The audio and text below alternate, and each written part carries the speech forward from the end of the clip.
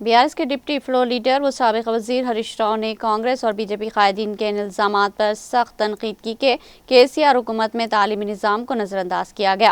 انہوں نے کہا کہ مرکزی حکومت کی ایجنسی نیتی آیوگ نے یہ نتیجہ اخذ کیا ہے کہ KCR کے 10 سالہ دور حکومت میں تلنگانہ میں تعلیم کے شعبے نے قابل ذکر ترقی کی ہے۔ انہوں نے کہا کہ اس رپورٹ نے واضح کر دیا کہ کانگریس، BJP اور کچھ خود ساختہ دانشوروں کی طرف سے KCR حکومت میں تعلیمی نظام کو نظر انداز کرنے کے الزامات سراسر جھوٹ اور سچائی سے بہت دور ہے۔ ہریش راؤ نے کہا کہ نیتی آیوگ کی طرف سے حال ہی میں جاری کردہ school education system in India report 2014-15 تا 2024-25 BRS حکومت کے اخلاص کا ثبوت ہے۔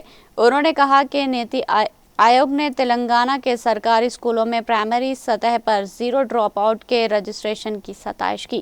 انہوں نے کہا کہ تلنگانہ نے طلباء کے اندراج GER بالخصوص لڑکیوں کی تعلیم کے معاملے میں قومی اوسط سے زائد ریکارڈ بنایا ہے۔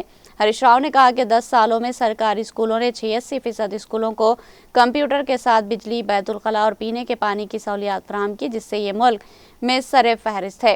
انہوں نے کہا کہ مرکزی حکومت کی طرف سے فراہم کردہ یہ اعداد و شمار اس بات کا ثبوت ہے کہ KCR نے تلنگانہ میں گروکلز کے قیام اور سرکاری اسکولوں کو جدید بنانے کے ساتھ ساتھ تعلیم کے شعبے کو کتنی اہمیت دی ہے۔ انہوں نے نیتی آیوگ کی رپورٹ کو سیاست کے لیے KCR اور سابقہ BRS حکومت کے خلاف جھوٹا پروپیگنڈا پھیلانے والوں کے منہ پر تماچا قرار دیا۔